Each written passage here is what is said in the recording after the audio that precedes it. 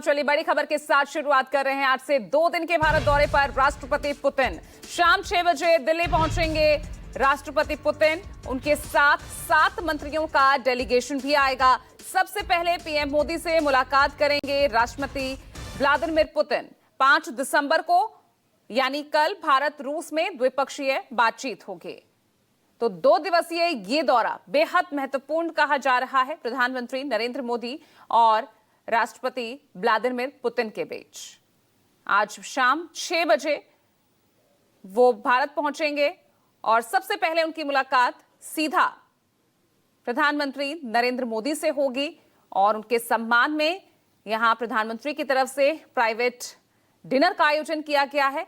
और वो 7 मंत्री जो पुतिन के साथ भारत आ रहे हैं, वो तस्वीरें हम आपको दिखा रहे हैं। 7 मंत्रियों का डेलीगेशन राष्ट्रपति पुतिन के साथ भारत पहुंच रहा है 2 दिवसीय दौरे पर।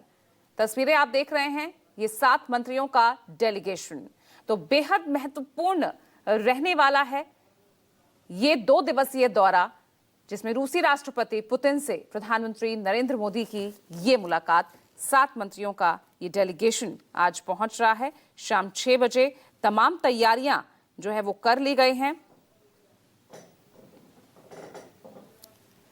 और शाम को सबसे पहली जो मुलाकात है वो प्रधानमंत्री नरेंद्र मोदी से होगी और कल 23वीं भारत रूस समिट ये बैठक होने जा रही है। और हमारे साथ वरिष्ठ सहयोगी संजीव त्रिवेदी जुड़ रहे हैं ज्यादा जानकारी के साथ। संजीव, किस तरह की तैयारियां भारत में की गई है? एक बेहद महत्वपूर्ण मुलाकात होने जा रही है। रूसी राष्ट्रपति पुतिन शाम 6 बजे पहुंच जाएंगे भारत।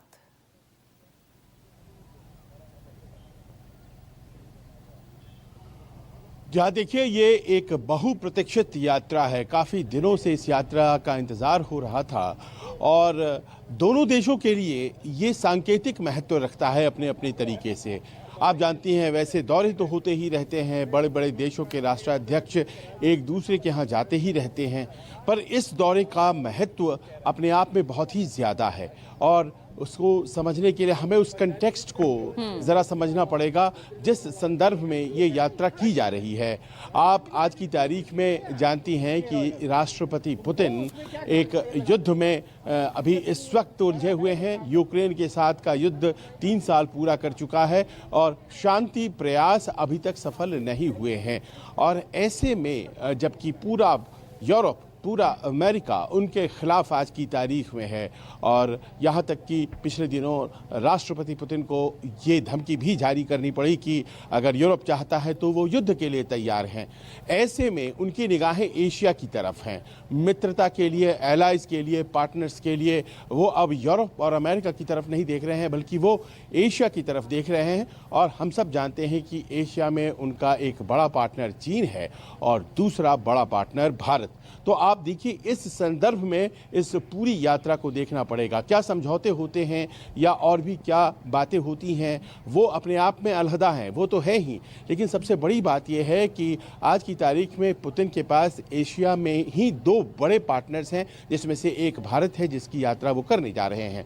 अब रहा भारत का सवाल, तो भारत अपने आप में एक ऐसे देश के तौर पर अपनी जगह बना चुका है जो कि अपने फॉरेन पॉलिसी में किसी भी तीसरे देश के दबाव को या उसके कंटेक्स्ट को या उसके कंसिडरेशंस को ध्यान नहीं देता है, बल्कि अपनी प्राथमिकताओं के आधार पर अपनी मित्रता करता है। और ऐसे में आज की तारीख में जब आप जानती हैं कि रूस से तेल खरीदने को लेकर के एक बड़ा विवाद है और अमेरिका और यूरोप के देश लगातार हम पर दबाव बनाते हैं कि आप रूस से तेल अगर खरीदते हैं तो फिर आप जो रूस युद्ध लड़ रहा है यूक्रेन के खिलाफ, तो आप गलत कर रहे हैं, ऐसा आप नहीं करिए।